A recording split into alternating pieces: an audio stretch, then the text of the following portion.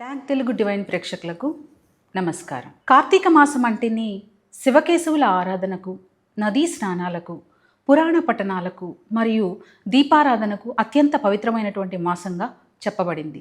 మరి ఈ నెలలో భక్తులు ఆచరించేటువంటి ఎటువంటి చిన్న దైవ కార్యమైనా సరే అనంతమైన పుణ్యాన్ని అందిస్తుందని స్కంద పురాణంలో చెప్పబడింది. ఈ మాసమంతా దీపారాధన చేయలేని వారు సైతం కేవలం ఈ మాసం చివరి రోజున దీపం వెలిగిస్తే నెల మొత్తం ఆరాధించినటువంటి పుణ్యఫలం దక్కుతుందని విశ్వాసం. ఈ పవిత్రమైన రోజుని పోలిపాడ్యమి లేదా పోలి స్వర్గం అని పిలుస్తారు. ఈ కార్తీక మాసానికి ముగింపుగా మార్గశిర మాసం మొదటి రోజు తప్పనిసరిగా ప్రతి ఒక్కరూ దీపారాధన చేస్తే కార్తీక మాసం అంతా దీపాలను వెలిగించడంలో వచ్చినటువంటి ఏ లోపాలనైనా సరిదిద్దుతుందని నమ్మకం. మరి పోలిపాడ్యం అనే పేరు రావడానికి కారణం ఏంటి? అసలు పోలిపాడ్యం అనే పేరు ఎలా వచ్చింది? పోలిపాడ్యమి అనే పేరు రావడానికి రకరకాల కథలు ప్రాచుర్యంలో ఉన్నాయి. కార్తీక మాసం వాస్తవానికి కార్తీక బహుళ అమావాస్యతో ముగుస్తుంది. అయితే ఈ పోలిపాడ్యమిని ఆ మరుసటి రోజు అంటే మార్గశిర శుద్ధ పాడ్యమి తిథి రోజున జరుపుకుంటారు. మరి ఈ పండుగకు పాడ్యమి అనే పేరు రావడానికి కారణం పోలి అనే మహిళకు స్వర్గ ప్రాప్తి లభించిన దివ్యఘట్టం ఈ తిథి నాడే సంభవించింది. పోలి పాడ్యమిని మార్గశిర మాసంలోని శుక్లపక్ష పాడ్యమి తిథి సూర్యోదయం ఉన్న రోజునే జరుపుకోవాలి. కార్తీక మాసంలో చేసేటువంటి దీపారాధన యొక్క ఫలితం లభించి ఈ పోలి అనే ఆమె స్వర్గానికి చేరుకున్నటువంటి సంఘటన పాడ్యమి ఉషోదయం సమయంలో జరగడం వలన ఈ పండుగకు పోలి పాడ్యమి అనే పేరు వచ్చింది. మరి ఈ పండుగని పోలి స్వర్గం లేదా పోలి స్వర్గారోహణం అని కూడా అంటారు. పోలి పొందినటువంటి దైవానుగ్రహం ఫలితంగా ఆ రోజును కార్తీక దీపారాధనకి చివరి రోజుగా ఆచరించేటువంటి సాంప్రదాయం ఏర్పడింది. అందువల్ల పోలిపాడ్యమి అనేది ఒక దైవ సంఘటనను గుర్తు చేసేటువంటి పేరుగా స్థిరపడిపోయింది. పోలిపాడ్యమి అనే పేరు రావడానికి కారణమైనటువంటి కథ. పూర్వకాలంలో కృష్ణానది తీరంలో ఒక ఊరిలో ఒక ఉమ్మడి కుటుంబంలో పోలి అనే చిన్న కోడలు ఉండేది. ఆమెకి చిన్నప్పటి నుంచి పూజలు, దేవుడంటే ఎనలేని భక్తి ఉండేది. అయితే ఆమె అత్తగారు గొప్ప భక్తురాలిని అనేటువంటి అహంభావంతో ఉండేది. ఆచారాలను పాటించే హక్కు తనకి మాత్రమే ఉందని భావించేది. ఈ అహంకారం కారణంగా కార్తీక మాసం రాగానే అత్తగారు పోలిని తప్ప మిగతా కోడళ్ళందరినీ తీసుకుని నదికి వెళ్ళి స్నానాలు చేసి దీపాలు వెలిగించి వచ్చేది. అయితే ఈ పోలిని దీపారాధన చేయకుండా ఆపడానికి అత్తగారు అనేక ప్రయత్నాలు చేసింది. ముఖ్యంగా కార్తీక దీపారాధనకి అవసరమైనటువంటి వస్తువులు అంటే నూనె, వత్తులు ఇంట్లో అందుబాటులో లేకుండా జాగ్రత్త పడేది. అంతేకాకుండా పోలికి తీరిక లేకుండా ఉండేందుకు ఇంటి పనులన్నీ ఆమెకు అప్పగించేది. దానివలన ఆమెకు దీపం వెలిగించే సమయం కూడా దొరకకూడదని అత్తగారు ప్రయత్నించేది. ఈ అడ్డంకులు ఏవి పోలి భక్తిని అణిచివేయలేకపోయాయి. పోలి తొందరగా ఇంటి పనులన్నీ పూర్తి చేసుకుని తన దీపారాధనకి కావలసినటువంటి వస్తువులన్నీ తనే స్వయంగా సమకూర్చుకునేది. ఆమె బావి వద్ద స్నానం చేసి పెరట్లో ఉన్నటువంటి పత్తి చెట్టు నుండి రాలిన పత్తి కాడలను తీసుకుని వత్తులు చేసుకునేది. చల్లచిలికిన కవ్వానికి అంటుకున్నటువంటి వెన్నను నూనె స్థానంలో ఉపయోగించి దీపాన్ని వెలిగించింది. దైవారాధనకు సంపద అవసరం లేదని, కేవలం నిష్కల్మషమైన భక్తి ఉంటే చాలని పోలి నిరూపించింది. ఇంట్లో అందుబాటులో ఉన్న సాధారణ వస్తువులను ఉపయోగించి ఆమె చేసినటువంటి దీపారాధన తన అత్తగారి దీపారాధన కంటే స్వచ్ఛమైనదిగా భావించబడింది. పోలి దీపం వెలిగించిన తరువాత అత్తగారి కంట పడకుండా ఉండడానికి ఆ దీపం మీద ఒక బుట్టను బోర్లించేది. ఈ సంఘటన కేవలం దీపాన్ని గాలి నుండి లేదా మానవ కళ్ళ నుండి రక్షించడానికి మాత్రమే కాదు, ఆమె దైవారాధనలోని స్వచ్ఛతను కూడా తెలియజేసేటువంటి ఒక నిదర్శనం. దైవారాధన ఇతరుల ప్రశంసల కోసమో లేక కీర్తి కోసమో కాకుండా దేవుని కోసం భక్తితో మాత్రమే చేయాలనేటువంటి తత్వాన్ని తెలియచేస్తుంది. ఈ కథ ఇంకొక రకంగా కూడా చెప్పబడింది. ఈ కథలో పోలి ఒక చాకలిగా చెప్పబడింది.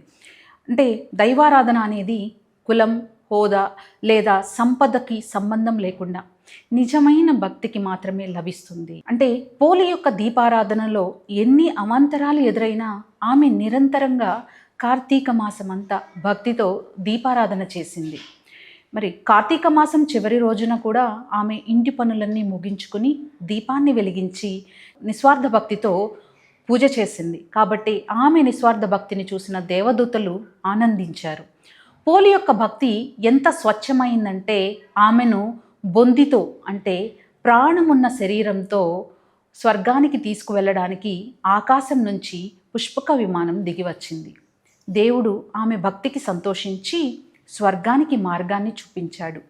ఈ అద్భుత ఘట్టం జరుగుతున్న సమయంలోనే నదీ స్నానం చేసి దీపాలను వదిలి ఇంటికి తిరిగి వస్తున్నటువంటి అత్తగారు మిగతా కోడళ్ళు విమానాన్ని చూసి ఆశ్చర్యపోయారు.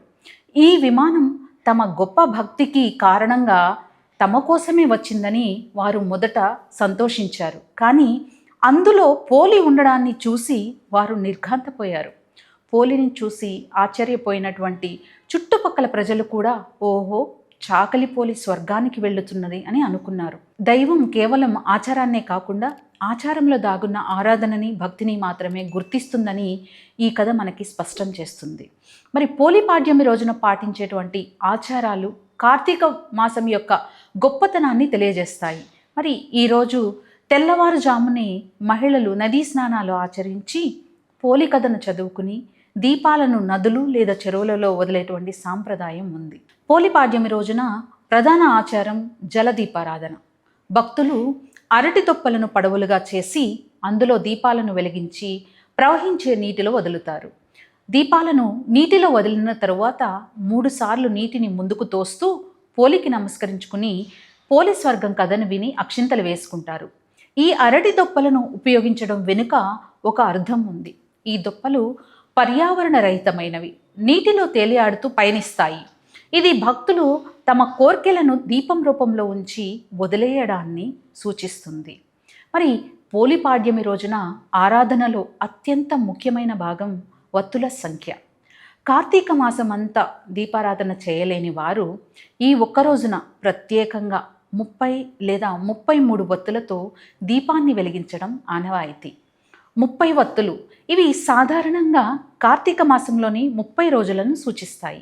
ఈ 30 వత్తులు దీపాన్ని వెలిగించడం ద్వారా భక్తులు మాసమంతా దీపారాధన చేసినటువంటి పుణ్యం లభిస్తుంది.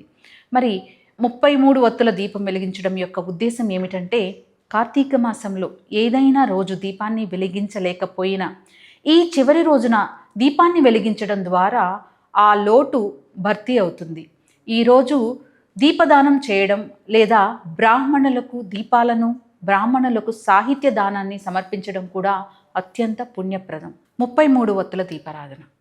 మరి 31 వత్తులు కార్తీక మాసంలోని ప్రతిరోజుకు 1 చొప్పున, మిగిలిన 2 వత్తులు ఆ పాడ్యమి రోజున వ్రతాన్ని పూర్తి చేయడానికి వెలిగిస్తారు. మరి ఉసిరి దీపాలను కూడా వెలిగిస్తారు. మరి కొన్ని ప్రాంతాల్లో ఉసిరికాయలను ఉపయోగించి 33 వత్తులతో దీపాలను వెలిగించి వాటిని తమలపాకుపై ఉంచి దేవుని ముందు పెడతారు. ఉసిరి శ్రీ మహావిష్ణువుకు, తులసికి అత్యంత పవిత్రమైనదిగా భావించబడుతుంది. కార్తీక మాసంలో శివకేశవులను ఏకకాలంలో ఆరాధించేటువంటి సాంప్రదాయాన్ని ఈ ఉసిరి దీపాల ఆచారం బలపరుస్తుంది. మరి ఈ రోజున ఉపవాసం పాటించి సాయంత్రం దీపాలను వెలిగిస్తారు. తర్వాత భక్తులు తమ వ్రతాన్ని ముగిస్తారు.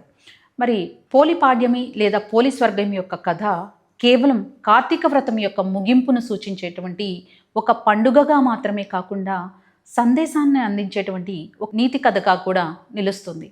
ఇది నిజమైన భక్తికి, చిత్తశుద్ధికి మరియు నిస్వార్థ కార్యాచరణకు నిదర్శనం. పోలి అనుభవించినటువంటి కష్టాలు, ఆమె అత్తగారు సృష్టించినటువంటి అడ్డంకులు, భక్తులు ఎదుర్కొనే పరీక్షలకి ప్రతీకలు. పోలి కార్తీక దీపాన్ని రహస్యంగా వెలిగించడం మనకు ఏం తెలియజేస్తుందంటే, భక్తి అనేది ప్రదర్శన కోసం కాదు, భక్తి శ్రద్ధలతో దీపాన్ని వెలిగిస్తే ఆ భగవంతుడిని చేరుకోవచ్చని తెలియజేస్తుంది. భగవద్గీతలో చెప్పినట్లు కర్మఫలంపై ఆశపడకుండా కేవలం నిష్కల్మషమైనటువంటి భక్తితో పూజిస్తే ఫలితాన్ని పొందవచ్చు అని పోలి జీవితం రుజువు చేసింది. మరి ఆమెకు ఎదురైన అడ్డంకులను ఆమె దైవానికి తన నిబద్ధతను నిరూపించుకునేటువంటి అవకాశాలుగా చూపించింది.